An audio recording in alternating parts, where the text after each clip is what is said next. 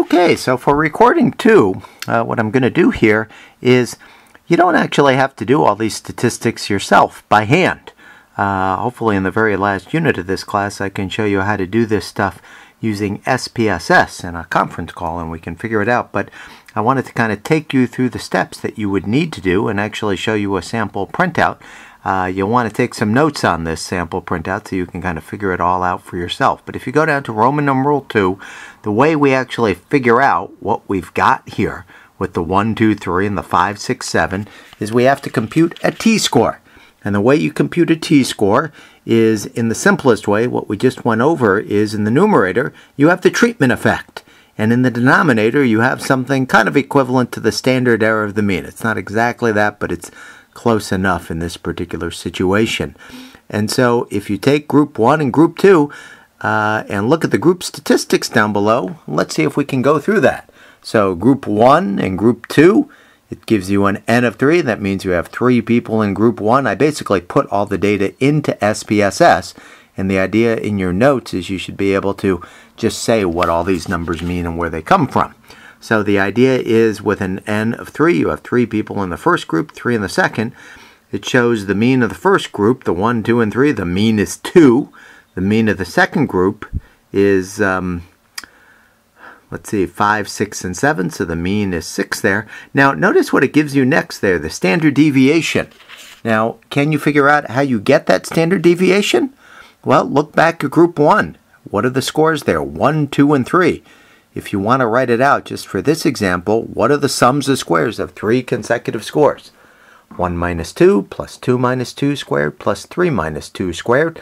The sums of squares are 2. And then to go from that to the variance, you would do 2 divided by n minus 1, 3 minus 1. So it would be 2 over 2. So the variance would be 1, and then the square root of 1 is 1. So the standard D, it gives you there of 1. Notice it does the same thing for the other group, a 1 there as well. And then it does something called the standard error of the mean. And that's simply, in this particular case, where you put the number 1 for the standard deviation over the square root of n. So 1 over the square root of 3 is 0.57. So hopefully you can see what we're looking at there. And then the idea is, that if you put all that together, I'm losing myself a little bit here, that you can get kind of the bottom table situation. Once again, what we want to get here is you want to get a large treatment effect and you want to get a small SEM here. So if we go down to the bottom table, let's go and look at that column that says mean difference. Can you figure out where that number is coming from, the number of 4? Yeah, the idea there is 4 is the difference between the 6 and the 2. So that's the treatment effect. You want that number to be large. And so to get a t-score, you put the treatment effect, the 4, divided by, the correct thing it's divided by is actually called the standard error of the mean difference. So it'd be 4 over 0.81. If you remember back in the first recording where we looked at that horrible complicated formula for the denominator, it does all that for you. And it just punches out the 0.81. If you have 3 consecutive numbers, the standard error of the different score is always 0.81. So to get the t-score, you have to put 4 over 0.81. That gives you a t-score of 4.899. And in this particular case, since you have 3 people in the first group and 3 in the second, the degrees of freedom here are 4. Because if you have 3 people, you have 2 degrees of freedom in the first group and 2 degrees of freedom in the second group. So the degrees of freedom are 4. And then, very interestingly, it actually tells you what the probability of getting this is. And it tells you the probability of getting this result due to chance is 0.008.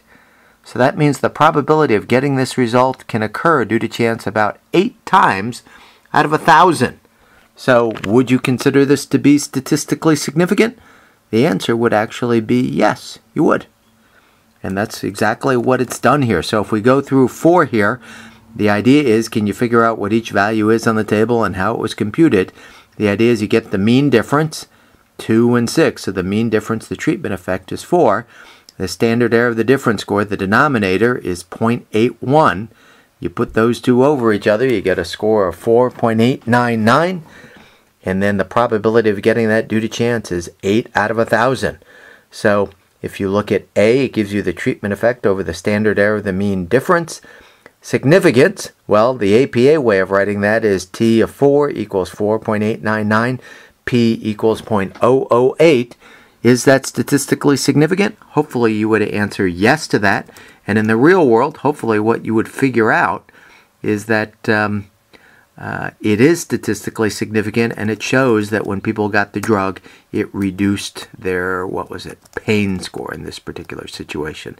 So I hope that makes sense in the situation, and if you want to write out some good notes kind of detailing this, that would be great. Thanks. Bye-bye.